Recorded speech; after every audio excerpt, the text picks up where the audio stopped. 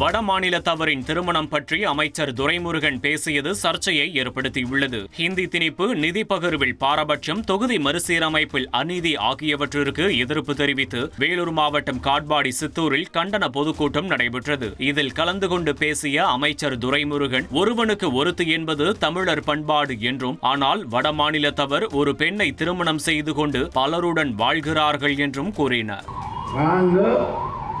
ஒருவன் ஒருத்தி, இது தமிழ் பண்பாடு.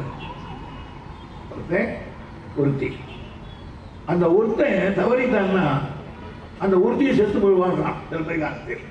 ஆக அவன் கணவன் செத்துவான், அவன் செத்துவான். அந்த அளவுக்கு ஒரே கணவன் மனைவி ஆகின்றோம். இது எங்க பண்பாடு. உங்க பண்பாடு எப்படி?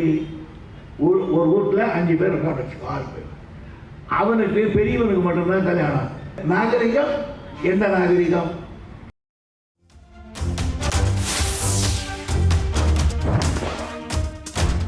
வடமாநிலத்தவரின் திருமணம் குறித்து அமைச்சர் துரைமுருகன் அவ்வாறு பேசியிருக்கக்கூடாது என்று பாமக தலைவர் அன்புமணி கூறியுள்ளார். சென்னை விமான நிலையத்தில் செய்தியாளர்களுக்கு பேட்டியளித்த அவர், தமிழக அரசின் இருமொழிக் கொள்கையை ஏற்று மத்திய அரசு விட்டுவிட வேண்டும் என்று கூறினார். உத்தரப்பிரதேசத்தில் இருமொழிக் கொள்கை கூட கிடையாது என்றும் அவர் கூறினார். அதாவது முதல்ல அவர் அந்த மாதிரி பேசுற டைப் கிடையாது.